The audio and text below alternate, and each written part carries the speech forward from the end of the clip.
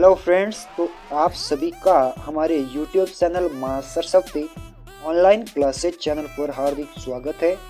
आज हम class 12th chemistry chapter 2 विलियन यानी सॉल्यूशन का ऑब्जेक्टिव क्वेश्चन को डिस्कशन करने वाले हैं। इस बार बोर्ड एग्जाम में 21 यानी 21 क्वेश्चन ऑब्जेक्टिव और रिक्त स्थान वाले पूछे जाने वाले हैं। तो इसकी आपको तैयारी बेहतर और अच्छी करने के लिए हमारे चैनल पर हमेशा ऑब्जेक्टिव क्वेश्चन के वीडियो अपलोड किए जाएंगे। ऐसे ही वीडियो देखने के लिए हमारे चैनल को सब्सक्राइब करें और वीडियो अच्छा लगा तो लाइक, कमेंट और शेयर एंड सब्सक्राइब जरूर करें चैनल को। तो शुरू करते हैं। फर्स्ट क्वेश्चन हम देखने वाले हैं कि निम्नलिखित में से कौन सी इकाई विलयन की सांद्रता का वाष्प दाब से संबंध बताने के लिए उपयोगी है। तो इसका आपको अच्छे से इन एपिसोड को देखना है। फर्स्ट है मोल अंश, उसके बाद में है पार्ट्स एवं प्रति विलयन, और उसके बाद में है द्रव्यमान प्रतिशत, उसके बाद में है मोलरता। तो इसका आंसर है मोल अंश। उसके बाद में आपको देखना है प्रश्न संख्या 2।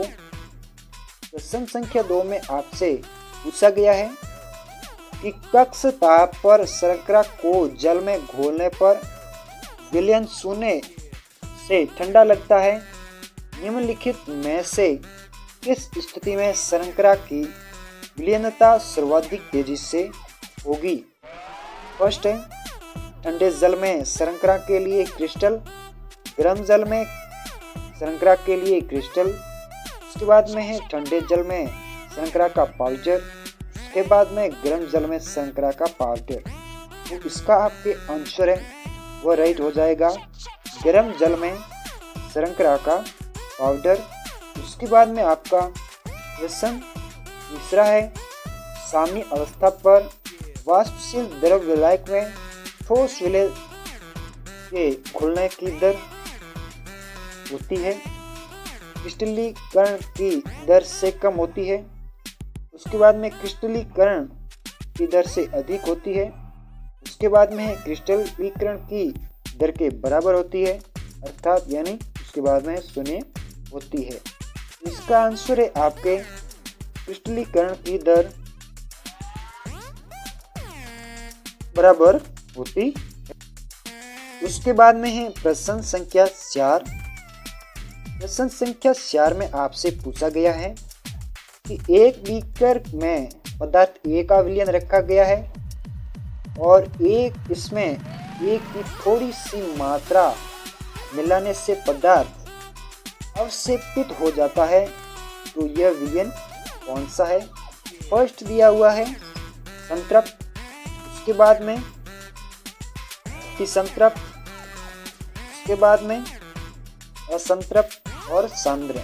तो इसका आपके आंसर है वो अति संतृप्त राइट हो जाएगा। उसके बाद में प्रश्न संख्या 5 देखनी है आपको। प्रश्न संख्या 5 में आपसे पूछा गया है कि द्रव विलायक की निश्चित मात्रा में घोल सकने वाली ठोस विलय की अधिकतम मात्रा निर्भर नहीं करती है।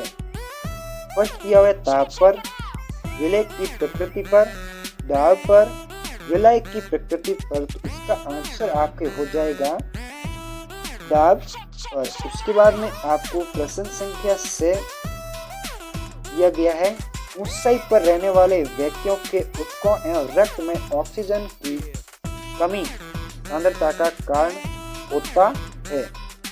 फर्स्ट है कम ताप, कम वायुमंडलीय दाब, उच्च वायुमंडलीय दाब, कम ताप एवं उच्च वायुमंडलीय दाब दोनों। तो इसमें आपका आंसर है वह कम वायुमंडलीय दाब।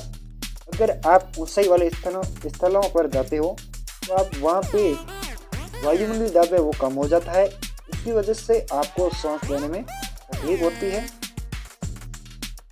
उसके बाद में प्रश्न संख्या 7। प्रश्न संख्या 7 में आपको पूछा गया कि हाइड्रोजन आबंधन का बनना टूटना मजबूती को दृष्टिगत रखते हुए अनुमान लगाइए कि निम्नलिखित मिश्रणों में कौन सा राउल्ट के नियम से धनात्मक विचलन दर्शाएगा। फर्स्ट है मेथिलोन प्लस एसीटोन, क्लोरोफॉर्म और एसीटोन, नाइट्रिक अम्ल और जल, उसके बाद में फिनॉल एवं एनिलीन। इसका आंसर है आपके मेथिलोन और एसीटोन। उसके बाद में प्रश्न संख्या 8, इसमें आपको पूछा गया अणु संख्या गुणधर्म निम्न में से किस पर निर्भर किया गया है।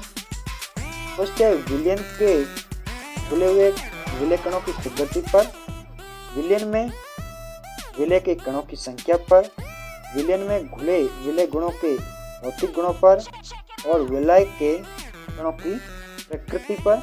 इसमें आपका आंसर है वो विलयन में विलय कणों की संख्या पर अणु संख्या गुणधर्म निर्भर करता है। इसके बाद में प्रश्न संख्या 9, इसमें आपसे पूछा गया है कि निम्नलिखित में से किस जलीय विलयन का क्वथना उच्चतम होता है।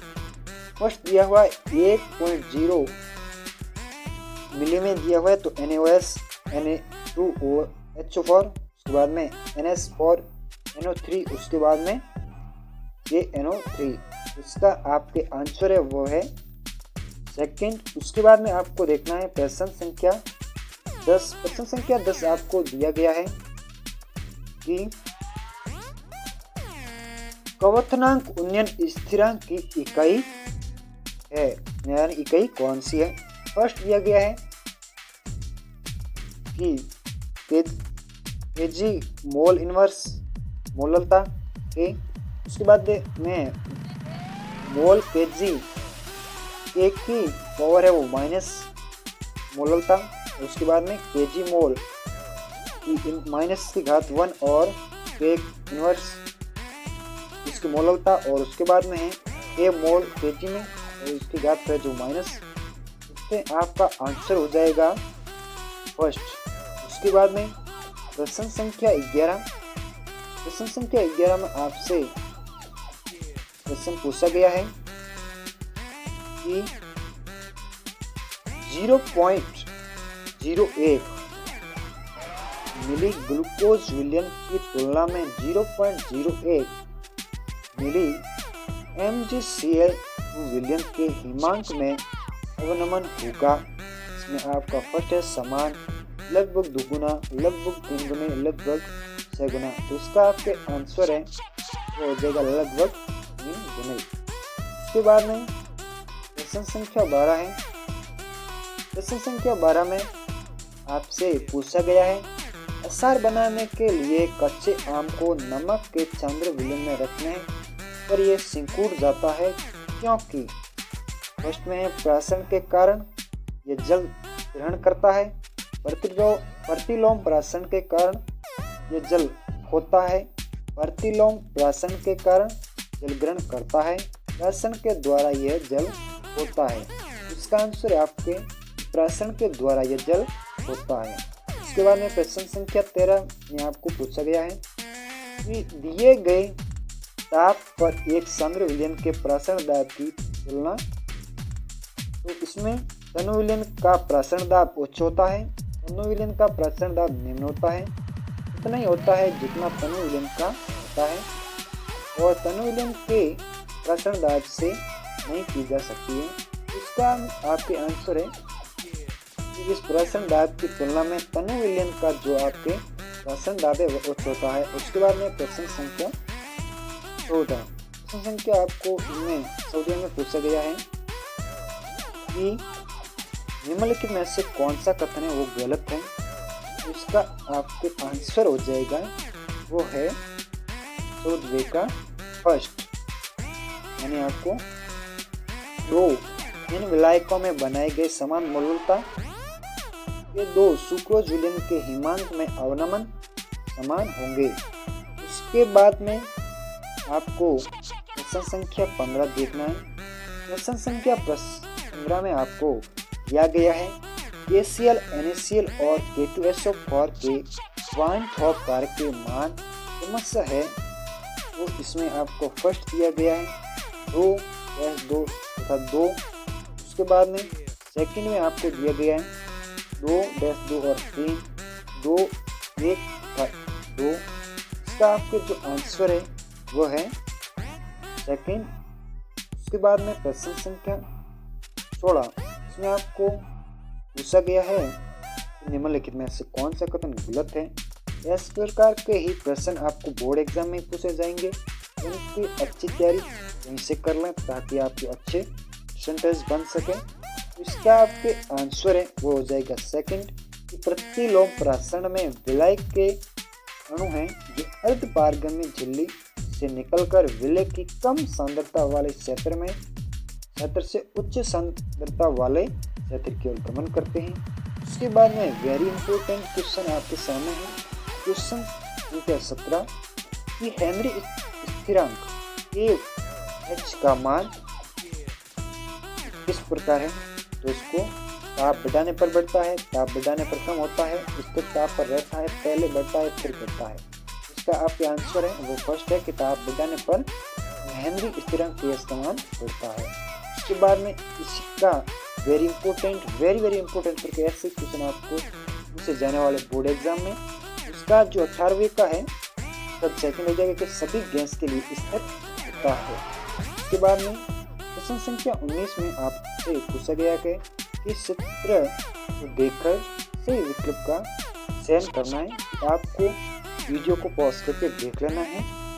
इसका आंसर आपको हम बता देते हैं कि यदि पिस्टल बी प्राशन दाब से अधिक दाब लग गया जाए तो जल भार बी से भाग एक की ओर जाएगा। इसका आंसर सेकंड हो जाएगा। उसके बाद में प्रश्न संख्या 20, इसमें आपको पूछा गया है कि हमारे पास ए बी तथा सी के रूप में चिन्हित 0.1 तथा 0.01 और 0.001 सांद्रता वाले NaCl के 3 जलीय विलयन है और इन विलयनों के लिए पॉइंट ऑफ कारक का क्रम कौन सा है। इसका क्रम है वो है इस प्रकार। इसका जो आपके हैं वो तीसरा IA बराबर है IB और IC प्रकार 20 क्वेश्चन डिस्कशन कर लिए हैं। अगली बार जो वीडियो नेक्स्ट हम डालने वाले हैं YouTube पर, उसको आपको 1 नंबर वाले क्वेश्चन है जो शॉर्ट क्वेश्चन है ऑब्जेक्टिव के अलावा उनका वीडियो डालने वाले हैं। तो ऐसे ही वीडियो देखने के लिए हमारे चैनल को सब्सक्राइब कर दें। नए वीडियो नोटिफिकेशन पाने के लिए बेल आइकन घंटे वाले बटन को भी दबा दें। आज का वीडियो यहीं समाप्त करते हैं। जय हिंद, जय भारत।